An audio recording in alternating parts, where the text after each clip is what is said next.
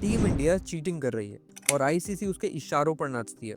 ऐसा मानना है उन लोगों का जिनकी टीम सेमीफाइनल तो छोड़ो, पूरे टूर्नामेंट में एक मैच भी नहीं जीत पाई है। 2025 के आईसीसी चैंपियंस ट्रॉफी में इंडिया अपने सारे मैचेस दुबई में खेल रहा है और अचानक से टूर्नामेंट के बीच में कुछ एक्सपर्ट्स और प्लेयर्स की आंखें खुल गई हैं कि दुबई में सारे मैचेस खेलने से टीम इंडिया को एक अनफेयर एडवांटेज मिल रहा है। क्या इनकी बातों में कुछ दम है या फिर ये बस अपने टीम की खामियों पर पर्दा डालने की ये कोशिश है? जानेंगे इस वीडियो में। तो make sure you like the video and subscribe to the channel. Let's hit 5000 subscribers. Tournament शुरू होने के 7 दिन बाद अचानक से नासिर हुसैन और माइकल एथरटन को ये ख्याल आया कि इंडिया को तो दुबई में खेलने से एडवांटेज मिल रहा है। उनका ये कहना है कि इंडिया क्योंकि एक ही स्टेडियम में अपने सारे मैचेस खेल रहा है तो उनको ट्रैवल नहीं करना पड़ रहा और बाकी टीम्स को उनके साथ खेलने के लिए ट्रैवल करना पड़ रहा है, जो कि किसी हद तक सही है। मगर क्या इंडिया ने चूज किया है ये एडवांटेज लेना, और क्या इस एडवांटेज के ना होने से इंडियन टीम को कुछ फर्क पड़ता, और क्या हिस्ट्री में पहली बार ये सो कॉल्ड अनडिनाइबल एडवांटेज दिया जा रहा है? साल 2013 से साल 2024 तक 12 आईसीसी इवेंट्स खेले गए, जिनमें 3 ओडीआई वर्ल्ड कप्स थे, 2 चैंपियंस ट्रॉफीज थी, 5 टी20 वर्ल्ड कप थे और 2 डब्ल्यूटीसी फाइनल्स थे। इन 12 टूर्नामेंट्स में भले ही इंडिया जीता सिर्फ 2 बार हो, मगर 12 में से 11 बार इंडिया ने नॉकआउट्स के लिए क्वालिफाई किया है। इसका सीधा मतलब ये है कि इंडिया चाहे जहां मर्जी खेले, उनके सेमीफाइनल्स पहुंचने की प्रोबेबिलिटी बहुत हाई है। अब मेरा अगला सवाल ये है कि ये बवाल मिड टूर्नामेंट क्यों शुरू हुआ? Well, let me tell you कि ये कोई कोइंसिडेंस नहीं है। इंग्लैंड क्रिकेट टीम अपने पहले 2 मैच हारकर चैंपियंस ट्रॉफी से बाहर हो गया। इतना ही नहीं, इससे पहले इंग्लैंड इंडिया से ओडीआई सीरीज में व्हाइट वॉश भी हुआ था, एशेज भी क्लेम नहीं कर पाया था और 2023 वर्ल्ड कप में उनकी परफॉर्मेंस शर्मसार थी। यहाँ तक कि अब तक इंग्लैंड मेंस टीम और वुमेन्स टीम को मिलाकर इंग्लैंड साल 2025 में अब तक बस एक मैच जीत पाया है, वो भी इंडिया के खिलाफ एक बायलैटरल टी20 मैच, जिसकी बाकी 4 मैचेस में उन्हें हार का सामना करना पड़ा था। उन्हें पता था कि अफगानिस्तान से हार के बाद इंग्लिश मीडिया गीदड़ों की तरह उनकी खाल नोचेगा और England cricket as it should world cricket में एक मजाक का पात्र बन जाएगा और ईसीबी में बैठे ऑफिशियल से अकाउंटेबिलिटी मांगी जाएगी। ऐसे में ईसीबी के वफादार क्रिकेट एक्सपर्ट्स नासिर हुसैन और माइकल एथरटन ने आधा टूर्नामेंट खत्म होने के बाद इस टूर्नामेंट की क्रेडिबिलिटी पर सवाल उठाना शुरू कर दिया। टूर्नामेंट का शेड्यूल तो पहले से ही आ गया था और सभी टीम्स के वेन्यूज भी पहले से डिसाइडेड थे, तो फिर ये आउटरीच इतना लेट क्यों आया? इनफैक्ट आउटरीच करना ही था तो तब करते जब इंडिया पाकिस्तान जाने से मना कर रहा था, मगर India was well with in the right जब वो पाकिस्तान जाने से मना कर रहे थे।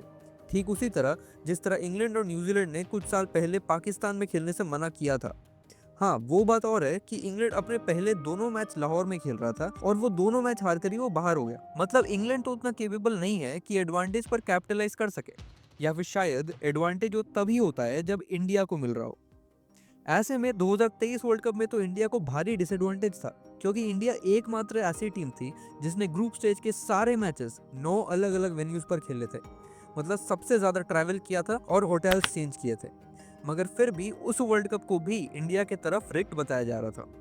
मेरा सवाल नासिर जी से ये है कि अगर दुबई में सेमीफाइनल्स और फाइनल्स इंक्लूडेड 5 मैच खेलना एक अनडिनाइबल एडवांटेज है, तो फिर हर दूसरा टूर्नामेंट जो इंग्लैंड होस्ट करता है वो भी तो एक अनडिनाइबल एडवांटेज है। डब्ल्यूटीसी शुरू होते ही डिसाइड हो जाता है कि फाइनल्स लॉर्ड्स या ओवल में खेला जाएगा, मगर वो बात और है कि इंग्लैंड की टीम इतनी बेकार है कि वो फाइनल्स पहुंचने के कंटेंशन में भी कभी नहीं दिखती। जैसे ही इंग्लैंड के वफादारों ने ये स्टेटमेंट दिया, वैसे ही एक पर्टिकुलर देश की भी नींद खुल गई। कोइंसिडेंटली उस देश ने भी होस्ट और डिफेंडिंग चैंपियंस होने के बावजूद एक मैच भी नहीं जीता। इनफैक्ट पीआर से बनी उनकी टीम एक बार फिर से एक्सपोज हो गई। फॉर्मर प्लेयर इंजमाम उल हक ने कहा कि सब बोर्ड्स को मिलकर आईपीएल बॉयकॉट कर देना चाहिए। वो दूसरी बात है कि आईपीएल ने ही आपको बॉयकॉट किया हुआ है। इन लोगों को ये प्रॉब्लम है कि इंडिया दुबई में खेल रहा है, मगर टेक्निकली पिछले 15 साल में पाकिस्तान की टीम ने पाकिस्तान से ज्यादा मैचेस दुबई में खेले हुए हैं।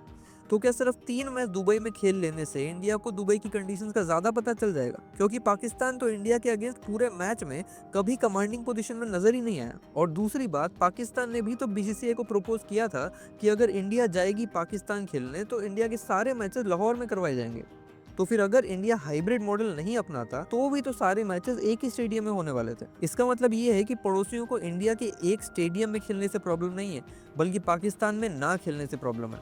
और ये कोई नई बात नहीं है। 2023 के वर्ल्ड कप को भी रिग्ड बताया जा रहा था, जबकि फाइनल्स के अलावा हर मैच को इंडिया डोमिनेट करते हुए जीता था। तब भी पाकिस्तान से बेबुनियाद इल्जाम लगे थे, जैसे बॉल में चिप होना, इंडिया के लिए स्पेशल बॉल बनना, लाइट शो के दौरान पिच चेंज हो जाना और भी कई बिना सर पैर के एलिगेशंस। 2024 टी20 वर्ल्ड कप के दौरान ये इल्जाम लगे थे कि इंडिया का सेमीफाइनल वेन्यू पहले से डिसाइडेड है, लेकिन वो किसी ने नहीं बताया कि उस मैच में बारिश का खतरा था। मतलब अगर इंडिया ऑस्ट्रेलिया के खिलाफ अपना सुपर 8 का मैच नहीं जीतता तो बारिश आने पर इंग्लैंड बिना मैच खेले फाइनल्स में चला जाता। बट कोई बात नहीं, क्योंकि बारिश नहीं हुई और इंग्लैंड को इंडिया ने पटक के बाहर कर दिया। और इल्जाम लगाने के एक्सपर्ट्स पाकिस्तान भी यूएसए से हारकर सुपर 8 से पहले ही वापस आ गई। और इंडिया का सेमीफाइनल वेन्यू क्यों प्री डिसाइडेड था? क्योंकि ब्रॉडकास्टर्स नहीं चाहते थे कि इंडिया का मैच ऐसे समय पर हो जिसमें इंडियंस ही मैच ना देख पाए, क्योंकि इंडिया से ही सबसे ज्यादा वॉचिंग आती है। अगर इससे भी इंग्लैंड को दिक्कत है तो शायद इंडिया पे बोलने के अलावा देश में स्पोर्ट को प्रमोट करने पे ज्यादा ध्यान दिया जा सकता है। और वो इतना भी मुश्किल नहीं है, बस टीम को बेसबॉल के नाम पर ब्रेनलेस लॉगिंग बंद करके थोड़ा गेम अवेयरनेस सीखना पड़ेगा। और फिर अगर परफॉर्मेंस सुधरी तब शायद लोग ध्यान देने लग जाएंगे, क्योंकि पिछले 55 साल से ना इंग्लैंड फुटबॉल में कोई ट्रॉफी जीता है और ओडीआई क्रिकेट में भी ना कोई चैंपियंस ट्रॉफी जीती है, और दिखाने को बस एक वर्ल्ड कप फाइनल ड्रॉ किया है। अब आते हैं दुबई में खेलने के एडवांटेज पर। पहली बात, दुबई को हाइब्रिड मॉडल में सिलेक्ट इसलिए किया गया क्योंकि आईसीसी का हेडक्वार्टर दुबई में है, वरना इंडिया पिछले 12 टूर्नामेंट्स में जिस एक टूर्नामेंट के सेमीज तक नहीं पहुंचा था वो टूर्नामेंट भी वो दुबई में ही हारा था। दूसरी बात, 2023 से अगर इंडिया के 2025 के स्क्वाड को कंपेयर किया जाए तब वो बैटिंग के मामले में ऑलमोस्ट अनचेंज्ड है, पेस बॉलिंग के मामले में बुरी तरह से डाउनग्रेडेड है और सिर्फ स्पिन बॉलिंग में उन्होंने एक एडिशन किया है। जी हाँ, 2023 के वर्ल्ड कप स्क्वाड में भी जडेजा, कुलदीप और आर अश्विन थे, और टूर्नामेंट से ठीक पहले अक्षर पटेल रूल आउट हो गए थे। और इस बार अश्विन की जगह वॉशिंगटन सुंदर टीम में है, और अपनी एक्सेप्शनल परफॉर्मेंस के दम पर वरुण चक्रवर्ती स्क्वाड सिलेक्टर्स का दरवाजा तोड़कर टीम में अपनी जगह बना चुके हैं।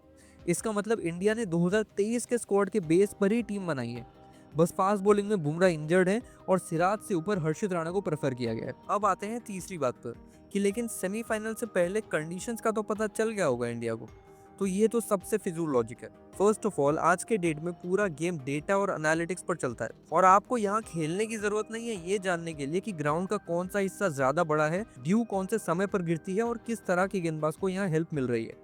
टूर्नामेंट के शुरू होने से पहले हर टीम को ये तो पता ही होगा कि उन्हें टूर्नामेंट के नॉकआउट्स में इंडिया से खेलना ही पड़ेगा अगर उन्हें जीतना है, और ये भी पता होगा कि दुबई की कंडीशंस ड्राई होती हैं। तो इन शॉर्ट ये भी पता होगा कि इंडिया को उनकी सबसे बड़ी वीकनेस स्पिन पर फंसाना दुबई पर ज्यादा आसान है in comparison to Lahore, Karachi और रावलपिंडी के एक्सप्रेस हाईवेज पर बने स्टेडियम्स पर हराना।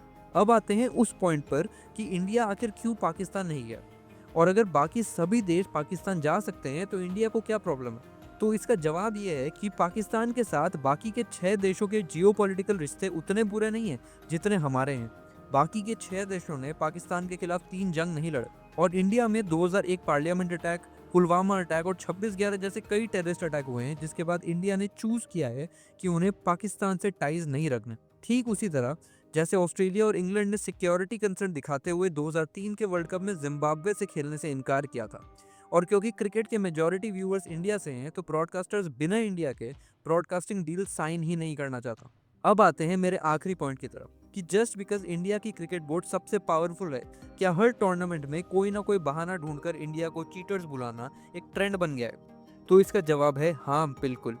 हर एक आईसीसी इवेंट में जैसे ही इंडिया अच्छा परफॉर्म करता है वैसे ही नासिर हुसैन और माइकल एथर्टन जैसे लोग जिन्होंने अपने पूरे करियर में एक भी ट्रॉफी नहीं जीती, वो दूसरों के अचीवमेंट्स को नीचे लाने की कोशिश करते हैं। क्योंकि इंडिया को टारगेट करना आसान है, और इंडिया को आज से नहीं बल्कि दशकों से टारगेट किया जा रहा है। 1983 में फाइनल्स तक इंडिया को लॉर्ड्स का एक्सेस नहीं दिया गया था। 2001 के साउथ अफ्रीका टूर में इंडियन प्लेयर्स पर फेक बॉल टैंपरिंग और एक्सेसिव अपीलिंग का चार्ज लगाकर 6 प्लेयर्स को सस्पेंड कर दिया गया था। साल 2008 के ऑस्ट्रेलिया टूर में स्टीव बकनर ने इंडिया को हरवाने की कसम खा ली थी, और साल 2024 का फाइनल जीतने के बाद भी सूर्य कुमार यादव के कैच को लेकर फालतू की कंट्रोवर्सी शुरू हो गई थी। एंड में मुझे बस इतना बोलना है कि टीम इंडिया दुनिया की one of the best team है और बीसीसीआई सबसे सक्सेसफुल बोर्ड है। चढ़ते सूरज को सब सलाम करते हैं, मगर जब सूरज बिल्कुल सर के ऊपर आ जाता है तो वही लोग उसे नीचे लाना चाहते हैं। डियर नासिर हुसैन, जाइए और नए बहाने लिखिए, क्योंकि जून में इंडिया इंग्लैंड को इंग्लैंड में टेस्ट सीरीज हराकर आपको और बेइज्जत करने वाली है। वीडियो को अंत तक देखने के लिए शुक्रिया। वीडियो को लाइक करें और चैनल को सब्सक्राइब, और अगर ये वीडियो पूरा देख ही लिया है तो मेरी एबी डिविलियर्स पर बनी वीडियो भी जरूर देखें।